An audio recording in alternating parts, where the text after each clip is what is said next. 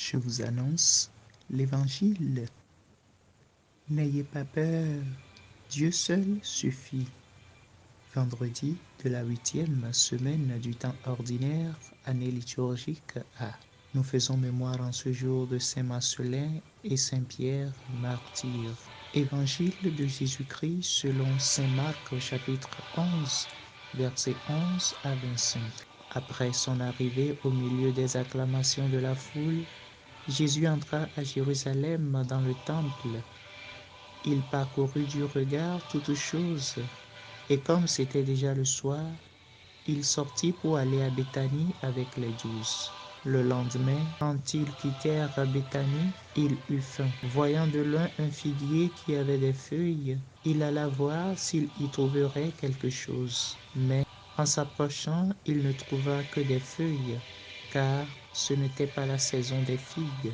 Alors il dit au figuier, « Que jamais plus personne ne mange de tes fruits. » Et ses disciples avaient bien entendu. Ils arrivèrent à Jérusalem. Entrés dans le temple, Jésus se mit à expulser ceux qui vendaient et ceux qui achetaient dans le temple. Il renversa les comptoirs des changeurs et les sièges des marchands de colombes, et il ne laissait personne transporter quoi que ce soit à travers le temple.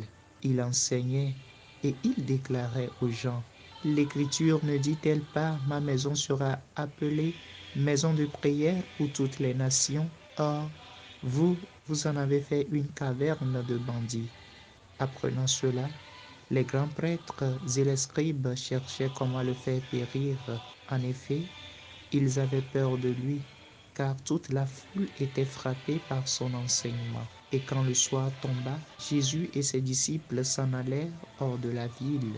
Le lendemain matin, en passant, ils virent le figuier qui s'était desséché jusqu'aux racines. Pierre, se rappelant ce qui s'était passé, dit à Jésus, « Rabbi, regarde, le figuier que tu as maudit est desséché. » Alors Jésus, prenant la parole, leur dit, « Ayez foi en Dieu. Amen, je vous le dis. Quiconque dira à cette montagne, enlève-toi de là et va te jeter dans la mer, s'il ne doute pas dans son cœur, mais s'il croit que ce qu'il dit arrivera, cela lui sera accordé. C'est pourquoi je vous le dis. Tout ce que vous demandez dans la prière, croyez que vous l'avez obtenu, et cela vous sera accordé. Et quand vous vous tenez en prière, si vous avez quelque chose contre quelqu'un, pardonnez, afin que votre Père, qui est aux cieux, vous pardonne aussi vos fautes. Acclamons la parole de Dieu. Louange à toi, Seigneur Jésus. Bien-aimé, le Christ a maudit le figuier parce qu'il n'a pas produit de fruits, parce qu'il n'a pas fait ce qu'il fallait pour porter du fruit.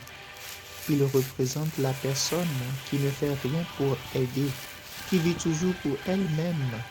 Oui, le Christ condamne l'égoïsme spirituel et nous invite à vivre la vertu de la charité fraternelle. Que cette parole de foi et de confiance soutienne et guide ta journée. Amen. Méditation proposée par Élisée Oclos, missionnaire cambonien du cœur de Jésus de la paroisse Saint-Antoine de Padoue de Han-Copé dans l'archidiocèse de Lomé. Nous souhaitons une très bonne fête à tous ceux et celles qui célèbrent en ce jour un événement heureux. À tous ceux et celles qui traversent des moments difficiles, heureuse espérance en Dieu. Que le Seigneur nous bénisse et nous garde au nom du Père et du Fils et du Saint-Esprit. Amen.